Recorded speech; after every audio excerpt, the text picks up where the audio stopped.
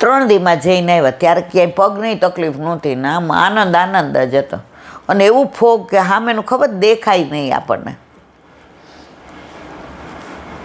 3 દીમ પાછા.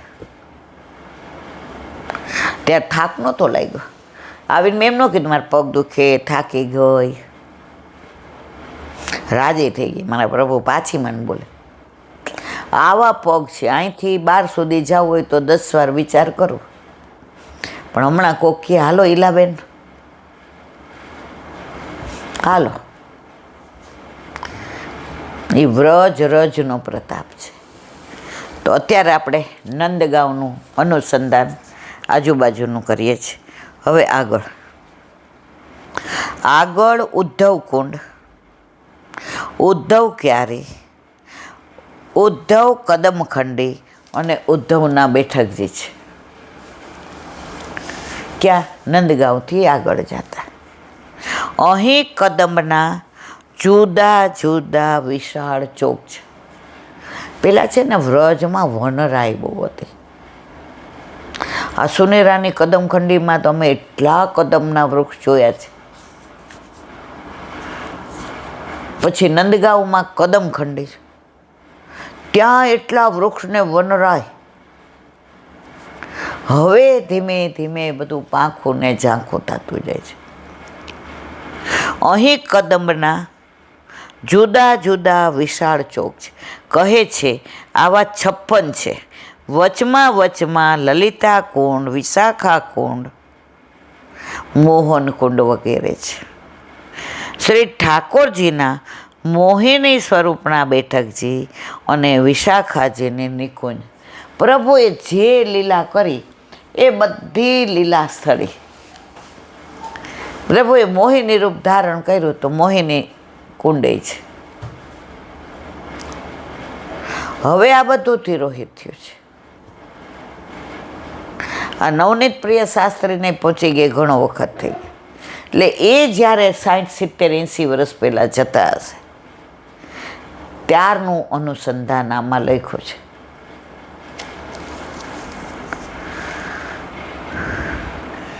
ઉદ્ધવજી અહીં આવ્યા ત્યારે વિશાખાજીએ એમનું સ્વાગત કરેલું એવું કહેવાય છે. એટલે વિશાખાજીના બેઠકજી નિકુંજ છે. વ્રજમાં જે લીલા પ્રભુએ કરી એ બધી લીલા સાડી, આ બધું આપણને કોણે કીધું? વલ્લભે. આ બધા સ્થળોને ઉજાગર કોને કર્યા? વલ્લભે. આ બધી લીલા સ્થળીને આપણને બતાવી કોને? વલ્લભે. જે લીલા સ્થળીનું નામ આપ્યું હોય ત્યાં એ લીલા હોય ને હોય. વલ્લભે કીધું આ મોતી કુંડ, તો ત્યાં મોતીનું વૃક્ષ હોય ને હોય. વલ્લભે કીધું આ બેલવન, તો ત્યાં બિલાના ઝાડ હોય ને હોય. વલ્લભે કીધું આ વૃંદાવન, તો ત્યાં તુલસીજી, વૃંદા એટલે તુલસીજી, તુલસીજીના છોડ હોય ને હોય. તો જે લીલા સ્થળી, કારણ કે વલ્લભ વસ્તુતઃ કૃષ્ણ, ગુસાઈજીએ સ્પષ્ટ કીધું છે. તો પોતાની લીલા પોતે ક્યાં કઈ રીતે એને ખબર હોય એટલે બીજા કોઈને હોય? તો એ બધી લીલા સ્થળી વલ્લભે આપણને બતાવી છે. આપણા જેવા નસીબદાર દુનિયામાં કોઈ નથી. આટલા ધર્મ બિરાજે છે, એમાં આપણને વૈષ્ણવ કર્યા. વૈષ્ણવ જે વિષ્ણુને માને એ વૈષ્ણવ. પણ આપણી વિશિષ્ટતા શું? વલ્લભે જે પુષ્ટિ માર્ગ પ્રગટ કર્યો એ વલ્લભના વૈષ્ણવ છીએ આપણે. એટલે આ બધી લીલાસ્થળીમાં જઈએ ને ત્યારે વલ્લભનું તો સ્મરણ થાય જ, પણ વસ્તુતઃ કૃષ્ણ, એ કૃષ્ણનું પણ સ્મરણ થયા વિના રહી નહીં. બોલો વલ્લભાદી. મધુરાષ્ટક.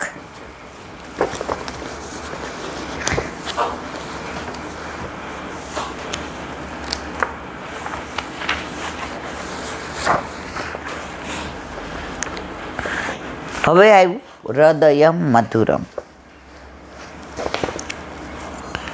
વિવરણ: અધર વદન નયન હસિતના માધુર્યથી ભગવાનનું રહસ્યરૂપ હૃદય એની ગહનતાને કારણે મધુર છે.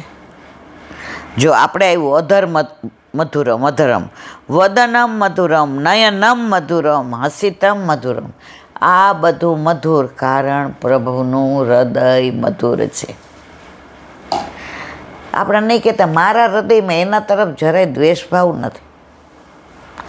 એને હોય તો ભલે રહ્યો. ઉનકે મન કી વે જાને, મેરે મન જગદીશ. ઘણાય મને એમ કે બેન હા પાછળ, એટલે મેં કીધું જો એણે મારા માટે ખરાબ બોલવું એનો સ્વભાવ છે.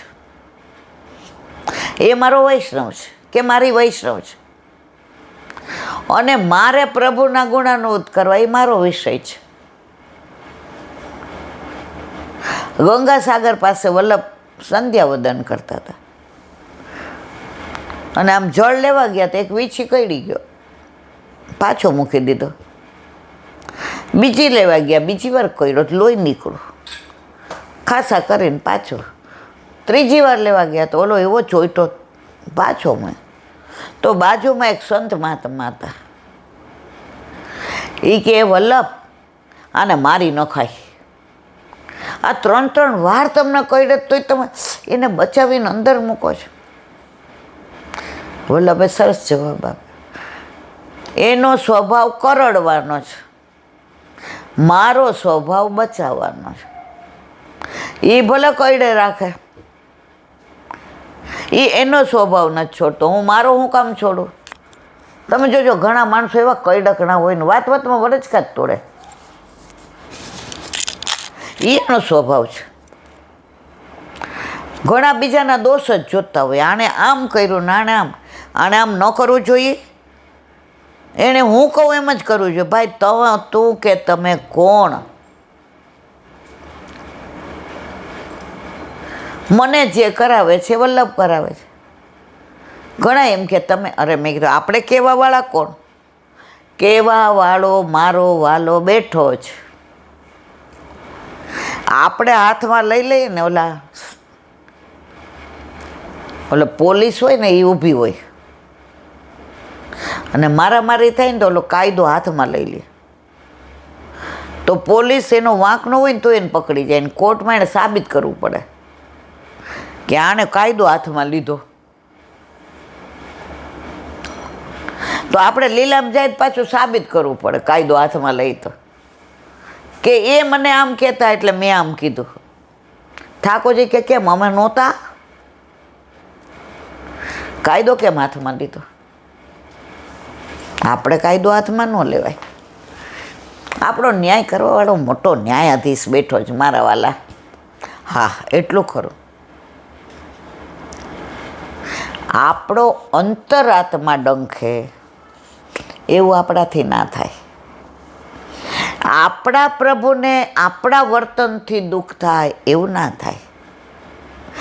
આપણે બીજા વૈષ્ણવને હર્ટ કરીએ, પ્રભુ કે બધું સહન થાય, વૈષ્ણવનો એ હર્ટ કરીશ એ નહીં થાય. કારણ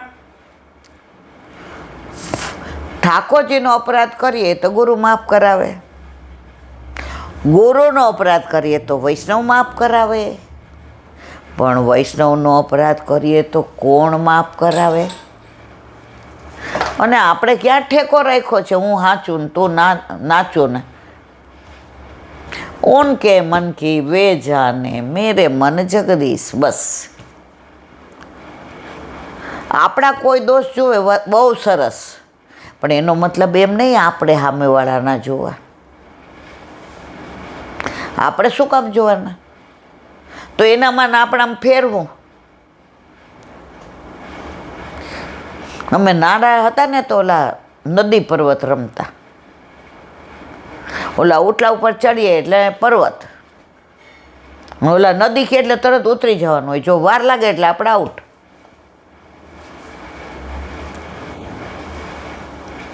હવે હું થોડીક અંચું કુડી અને મને દાવ જેવો દરાય ન ગમે, અને સૌથી નાની એટલે મોટા મોટા બધાય છે ને આંખ મારીને ઈશારો કરે, આ બેબી દહીં દૂધમાં, એટલે મને વધુ ગુસ્સો આવે. કાં દહીંમાં રાખો ને કાં દૂધમાં, તો એ દૂધ દહીંમાં રહે, હું નહીં, મારે તો દહીંમાં જ રહેવું, દૂધમાં નહીં. એટલે બધા હસી જાય. હવે આવું કરે ને એટલે હું દોડતી ઘરે આવું, અહીંથી ના રોડ સુધી ઘર, અને ઓલા પાસે રમતા હોય જ્યાં રોડ ન હોય. કાકા એવું કે રોડ ન હોય ત્યાં જ રમજો. એટલે દોડતી આવીને ભેંકડો તાણો. શું થયું? મને બધા અંચું કરી કહીને કહે છે કે દહીંમાં દૂધમાં તમે હાલો. કાકા કે આપણી લડાઈ આપણે જ લડવાની, દરેક વખતે હું નહીં આવું. રમતમાં તારી રીતે જોવાનું. હા, તને ખોટી રીતે કોઈ હેરાન, આ તો બધા આપણા જ છે. જેની હારે તું રમસ એ બધા આપણા જ છે. આપણામાંથી હું કોઈને કાંઈ નહીં કહું. તો કોઈ વૈષ્ણવ આપણને ગાળો દે કે બોલે, એ આપણા જ છે, એને આપણાથી કાંઈ ન કહેવાય. એનો વિષય છે. આપણે એના દોષ નથી જોવા, એ આપણો વિષય છે. તો અહીંયા કહે છે હૃદય મધુર રાખવાનું. બસ આ બધી ચિંતા કરીએ એટલે હૃદય આર્ધ બનવાના બદલે કઠણ બની જાય. ઠાકોરજી કે અહીંયા વાગવા માંડ્યું, હવે આની પાસે ન રહેવાય, હવે વયા જાઓ. આપણું હૃદય જ એવું આડ હોય, કોમળ હોય, સુંદર હોય, સરસ હોય. પ્રભુને એમ થાય અહીંથી ક્યાંય ન જવાય હો, આના હૃદયમાં જ રહેવાય. આ બહારનો દ્વેષ, ક્લેશ, પાપ, પ્રપંચ, અંતા મમતા અંદર આવવા નથી દેતી, એને બહારથી જ રવાના કરી દે છે. હવે ઘણા અંદર બધું એનો વિષય, હું એ બધું અંદર નહીં પ્રવેશવા દઉં. હું મારા પ્રભુના તત્સુખનો વિચાર કરીશ. તો હૃદય મધુરમ. જ્યારે રાસ પંચ્યા થાય એ સમયે રાસની મધ્યમાં વ્રજભક્તોના મદ જેવા દોષોના કારણે પ્રભુ અંતર ધ્યાન જુઓ. દોષ પડે એટલે પ્રભુ અંતર ધ્યાન થાય. ખાલી મદ આવ્યો, સૌભાગ્ય મદ, તોય પ્રભુ અંતર ધ્યાન થઈ ગયા. તો આપણે બધા દોષ જોઈએ લોકોના, તો પ્રભુ રીએ મારવાલા. એ કે સારું તું તારું કામ કર, હું જાઉં છું. અને પ્રભુ જેના હૃદયમાં બિરાજતા હોય ને, એ વૈષ્ણવ માટે બીજા શબ્દો વાપરી જ ન શકે. એ વૈષ્ણવના દોષ જોઈ જ ન શકે. મીરાબાઈને કોકે કીધું તારા માટે બધો કેટલું બોલે છે, તને કુલટા કહે છે. તને આ રાજરાણીને કુલટા કહે છે. સંભળાવી દે કે હું ભક્તિ કરું છું, હું કોઈ પર પુરુષ સામું નથી જોતી. આ બધા પુરુષો મને ગોપી લાગે છે, કહી દે ને. મીરાબાઈ એક વાક્ય એમ જવાબ દીધો, એ બધાને કહેવા રહું, હું મને સાબિત કરવા રહું, એટલી વાર મારું ભગવત નામ છૂટી જાય. એના કરતાં એને જે કરવું હોય કરે, મારે કરવું હોય તે હું કરું. તો રાસ પંચાયતીમાં સૌભાગ્ય મદ આવ્યો, પ્રભુ અંતર ધ્યાન થઈ ગયા. પરંતુ ગોપીજનોના તીવ્ર વિરહને કારણે અંતરનાદને તેમનું હૃદય પરિવર્તિત થયું. તેમજ સાત્વિક ભાવથી પુષ્ટ શ્રી ઠાકોરજીનું કોમળ હૃદય તેમના આર્તનાદના વિરહથી અભિભૂત થઈ તેમની મધ્યમાં ફરી પ્રગટ થયું. જ્યાં તમે અભિમાન કરો કે મને જ આવડે, હું કહું એ જ બરાબર, પ્રભુ અંતર ધ્યાન થઈ જાય.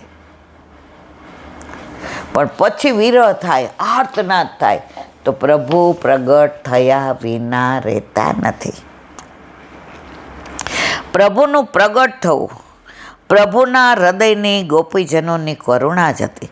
જ્યારે તેમણે ગોપીઓની વ્યથા અને વ્યાકુળતા ભરેલી વાણી સાંભળી ત્યારે તેમનું હૃદય દયાથી ભરાઈ આવ્યું. પોતે પોતાનામાં જ રમણ કરતા રહે છે. પોતાના સિવાય કોઈ વસ્તુની અપેક્ષા નથી. છતાં હસીને ઠાકોરજીએ અલૌકિક મહારાસ લીલા નૃત્ય રચી ગોપીઓને આનંદમય કરતા મનોરથ સિદ્ધ કર્યો. ઠાકોરજીના કોમળ હૃદયનો નિરંતર અનુભવ પ્રાપ્ત કરતા શ્રી મહાપ્રભુજી કહે છે, હૃદયમ મધુરમ. મહાપ્રભુજી તો પોતે જ પોતાની વાત પોતે કરી, હૃદયમ મધુરમ. ભક્તોના જીવનમાં એવા કેટલાય પ્રસંગો બનતા હોય છે કે પ્રભુની હૃદયની કોમળતા, દયાળુતા પર શંકા થાય. જો આવી શંકા પણ પાછળથી ખ્યાલ આવે કે આ તો પ્રભુનું વિશેષ આયોજનપૂર્વક ઉત્તમ ફળ દેવા પ્રસંગો ઊભા કરે. પ્રભુ બધી રીતે જીવનું હિત હંમેશા કલ્યાણ થાય તેવા જ વરદાન આપે છે. જે લીલા થાય એ આપણા હિતને. કોઈ બે ગાળો દે તો એ આપણા હિતને. કોઈ મનોરથમાં ન બોલાવે તો એ આપણા હિતનું. કોઈ નિગ્લેક્ટ કરે તો એ આપણા હિતનું. ભગવત નામ કોઈ આપણા મુખમાંથી છીનવી લેવાનું નથી, સિવાય ઠાકોરજી અપ્રસન્ન થાય તો. બાકી કોઈ ગમે એટલું કરે, આપણે ભગવત નામ લઈએ કે આપણે ઠાકોરજીની સેવા કરીએ કે આપણે પાઠ કરીએ, આપણે સ્મરણ કરીએ કે આપણે બે અહીં બેઠા સત્સંગ કરીએ, કોણ છીનવી શકે?